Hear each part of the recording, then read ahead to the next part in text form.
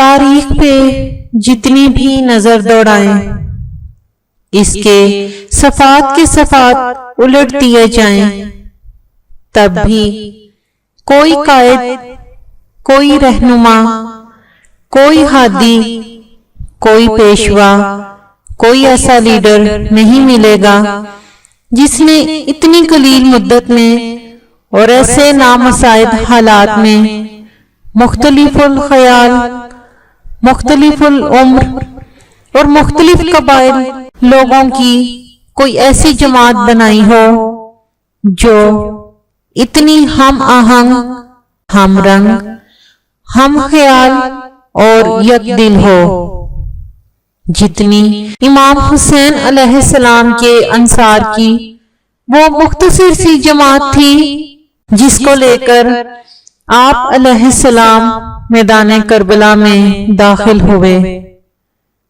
بہترین لوگ تھے انصار حسین علیہ السلام، اور کیا خوب تھے اصحاب حسین علیہ السلام۔ انہی اصحاب میں سے ایک ہیں حضرت عبداللہ بن عمیر کلبی علیہ السلام۔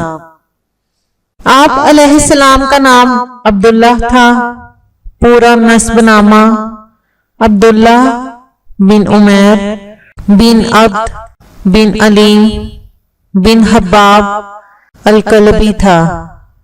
آپ علیہ السلام قبیلہ علیم کے چشم و چراغ تھے۔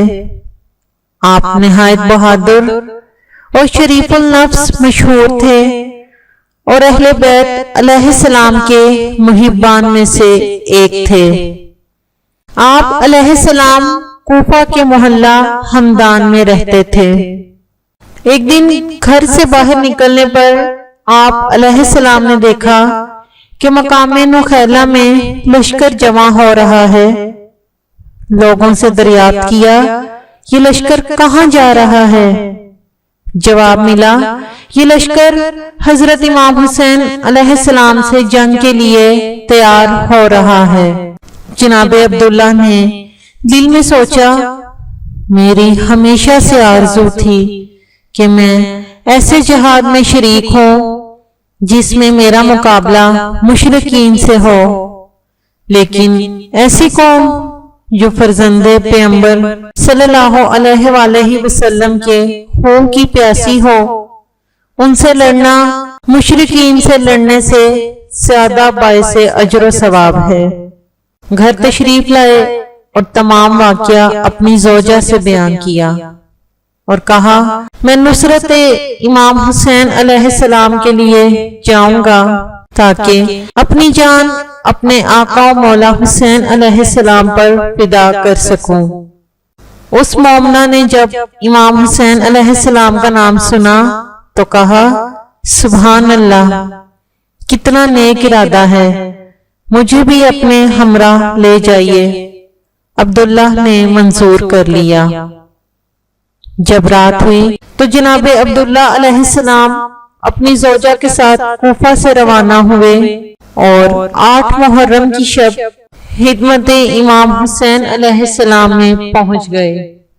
روز عاشور جب عمر بن سعد ملعون نے پہلا تیر خیام حسینی کی طرف چلایا تو اس کے بعد اس کے 2 غلام یسار اور سالم اشقیاء کے لشکر سے نکلے اور آواز دی، کون ہے جو ہم سے آ کر جنگ کرے؟ یہ آواز سن کر حبیب ابن مظاہر علیہ السلام اور بریر حمدانی علیہ السلام نے امام سے اجازت جنگ چاہی، تو امام حسین علیہ السلام نے ان دونوں کو روک لیا۔ ان کے بعد جناب عبداللہ بن عمیر نے امام حسین علیہ السلام سے عاجزانہ درخواست کی، مولا مجھے ان دونوں سے لڑنے کی اجازت دیجیے۔ جناب عبداللہ نہایت بلند قامت، طاقتور اور خوبصورت جوان تھے۔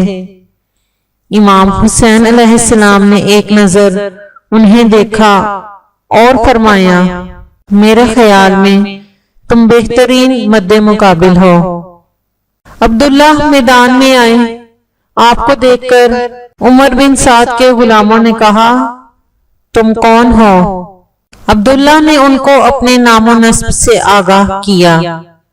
یسار نے کہا تم واپس جاؤ، میرے مقابلے میں حبیب یا بریر کو آنا چاہیے۔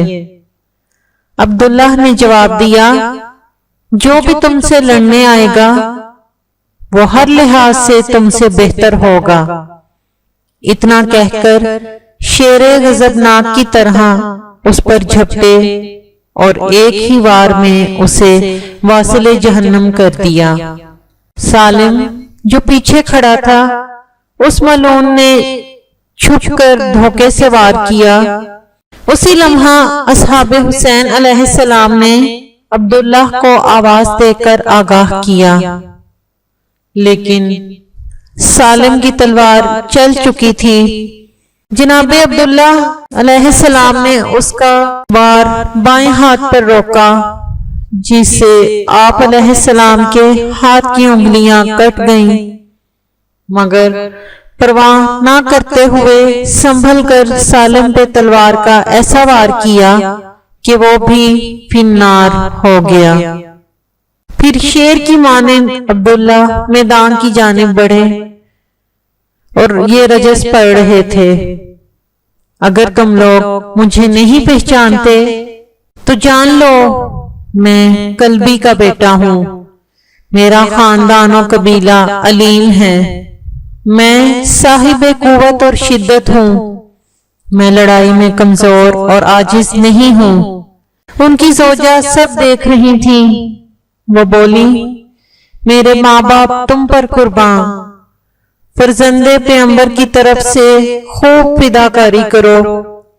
وہ بھی اپنے شوہر کے ساتھ شریک جنگ ہونا چاہتی تھیں، مگر حکم امام علیہ السلام سے واپس پلٹ آئیں۔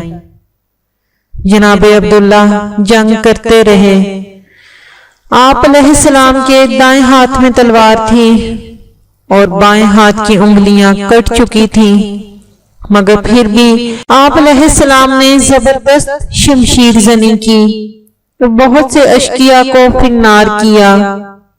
بالآخر بنی تمیم قبیلہ کے 2 افراد ہانی اور بکیر نے بزدلی سے ان پہ کاری ضرب لگائیں اور انہیں شہید کر دیا۔